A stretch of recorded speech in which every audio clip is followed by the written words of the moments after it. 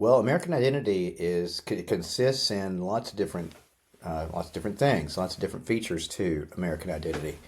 The most obvious is our founding documents and our subscription to the principles that are enumerated in in those founding documents. So, take the Declaration of Independence. Do you believe that uh, that our Creator has endowed us with certain unalienable rights? That among these are life, liberty, and the pursuit of happiness? Do you believe that? Yes, sir. Okay, that's good. Do you believe that all men are created equal? Yes, sir. Do you believe in the freedoms that are enumerated in the First Amendment? Yes, sir. Freedom of religion and freedom of the press, freedom of speech, freedom of petition, freedom to voluntarily associate. These are just examples of things that make up what an American believes and holds to be true as first principles in terms of our civic life and in terms of our life as a nation.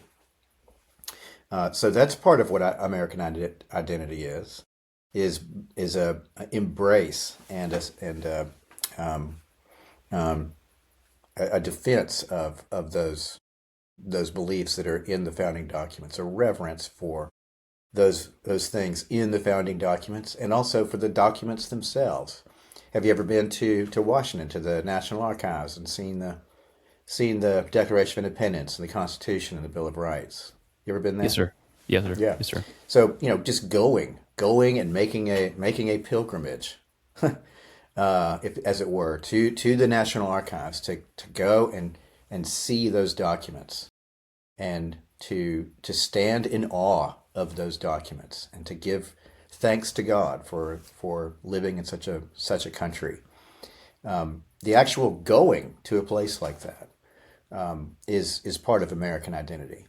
If you didn't have an American identity, if you didn't, or if you were ambivalent about your American identity, you wouldn't even take the trouble to go. You might not even know what those things were. You might not even care. But but the fact that you took the trip and that you went to a place like that and saw those things, and you took the effort to learn about those documents and learn about the principles that are in them, makes you an American. Uh, One of my favorite historians, Alan Gelzo, said at one point that you have to be born a Frenchman, but you could become an American in 20 minutes. Hmm. And what he meant by that was that being an American doesn't have is less to do with blood and soil. It has much more to do with what you believe and what you subscribe to and how you identify yourself. So American citizenship is unique. You don't have to be born. I mean, you are born here to be a citizen, but you don't have to just be born here to be a citizen. You can become a citizen. One of my colleagues at Boyce College just recently became a citizen. He's been down here from Canada. He went to school and did his education down here in the States. And he got married to a lady from South Carolina. And he just took his oath. He became a citizen.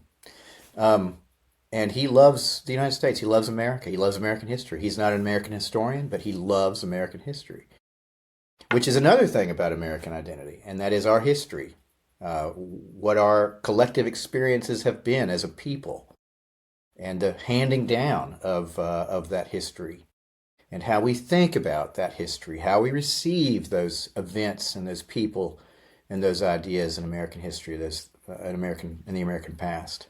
That is a major feature in American identity. Also, the stories we tell ourselves. Some of those things are not historically accurate, but they're stories we tell ourselves that we value as Americans. For example, you probably grew up hearing the story of George Washington chopping down the cherry tree. Now, that's not a true story, and only pedantic blowhards will say, "Oh, well, that didn't really happen." Well, of course, it didn't actually happen, but it doesn't matter that it didn't happen. It's an important story in an American mythology.